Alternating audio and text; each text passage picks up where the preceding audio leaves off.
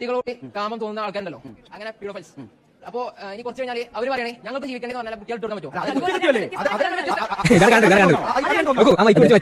ചോദ്യത്തിൽ ഉത്തരം ഇല്ലാതായപ്പോൾ ആ ചോദ്യം വളരെ പ്രശ്നമാണ്. അതായത് പിന്നെ നിങ്ങൾ ഈ പറയുന്ന രീതിയിൽ ഞങ്ങൾക്ക് ഇഷ്ടമുള്ള കാര്യം ഞങ്ങളുടെ ഇഷ്ടമാണ്, ഞങ്ങളുടെ വിഷയമാണ്, സ്വാതന്ത്ര്യമാണെന്ന് പറഞ്ഞാൽ എന്തും അംഗീകരിച്ചു കൊടുത്തു കഴിഞ്ഞാൽ ആ പീഡോഫൈലുകൾ വരികയാണ്. ഇത് ഞങ്ങൾക്ക് അങ്ങനെ തോന്നുന്നത് ഞങ്ങളുടെ മനസ്സിൽ കുട്ടികളാണ് ലൈംഗികമായിട്ട് ആഭിമുഖ്യമുള്ളത്, അതുകൊണ്ട് ഞങ്ങൾ അംഗീകരിക്കണം. ഇത് നമ്മൾ വെറുതെ പറയില്ല. മാപ്പുകൾ എന്ന് പറഞ്ഞാൽ ഭയങ്കര അട്രാക്റ്റീവ് പേഴ്സൺസ് ആണ് കുറിച്ച് പറയുന്നത്. അങ്ങനെ ആൾക്കാർ അവർക്ക് ഇഷ്ടം കുട്ടികളോട് ഇഷ്ടം എന്നാൽ ലൈംഗികമായിട്ട് ഇഷ്ടം. എന്നിട്ട് അവർ പിന്നെ പ്രക്കാരം പിടിച്ചു ഞങ്ങളുടെയും മറ്റൊരു അംഗീകരിച്ചല്ലോ. ഹോമോസെക്ഷുവാലിറ്റി എന്ന് പറഞ്ഞാൽ രണ്ട് കൺസെന്റിങ് അഡൾട്ട്സ് തമ്മിലുള്ള ഒരു പ്രൈവറ്റ് കാര്യമാണ്. എന്നാൽ പീഡോഫീലിയയിലേക്ക് വരുമ്പോൾ അവിടെ ഒരു മൈനർ കുട്ടി ഉൾപ്പെടുന്നു. അവിടെ ആ കുട്ടിക്ക് ഇൻഫോംഡ് കൺസെന്റ് നൽകാനായിട്ട് ഒരിക്കലും കഴിയത്തില്ല. അത് ഭയങ്കര വലിയൊരു ഇഷ്യൂ തന്നെയാണ്. ആദ്യം പറഞ്ഞതിൽ കൺസെന്റോട് കൂടിയുള്ള ഒരു അഫെയർ ആയതുകൊണ്ട് തന്നെ ആരും ഹാംഡ് ആകുന്നില്ല എന്നതാണ് മെയിൻ പോയിന്റ്. അതുകൊണ്ട് തന്നെയാണ് പീഡോഫീലിയ തെറ്റും ഹോമോസെക്ഷുവാലിറ്റി തെറ്റല്ലാതെയാകുന്നത്. സ്വാതന്ത്ര്യം എന്നാൽ എന്തും ചെയ്യാനുള്ള അവകാശമല്ല.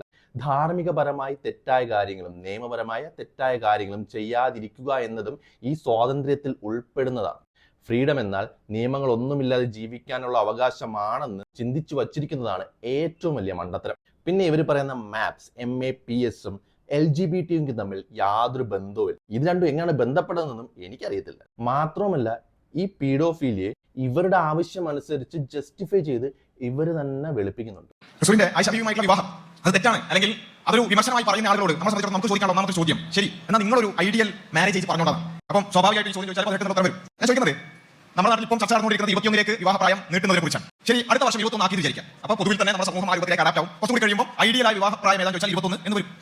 അപ്പോൾ ഞാൻ ചോദിക്കുന്നത് ആ സമയത്ത് നമ്മൾ തിരിഞ്ഞു നോക്കാൻ 21 വയസ്സിന് മുമ്പ് വിവാഹം കഴിഞ്ഞാൽ നമ്മുടെ മാതാപിതാക്കൾ പോലും എന്തായി ശിശു വിവാഹം കഴിച്ച ആളുകളായി. പക്ഷെ എന്ത് ചെയ്യാം, ചില സമയങ്ങളിൽ ഇവർ തന്നെ ഇത്തരം കാര്യങ്ങളെ ജസ്റ്റിഫൈ ചെയ്യാൻ ശ്രമിക്കാറുണ്ടെന്ന കാര്യം ഇവർ തന്നെ മറന്നു പോകാറുണ്ട്.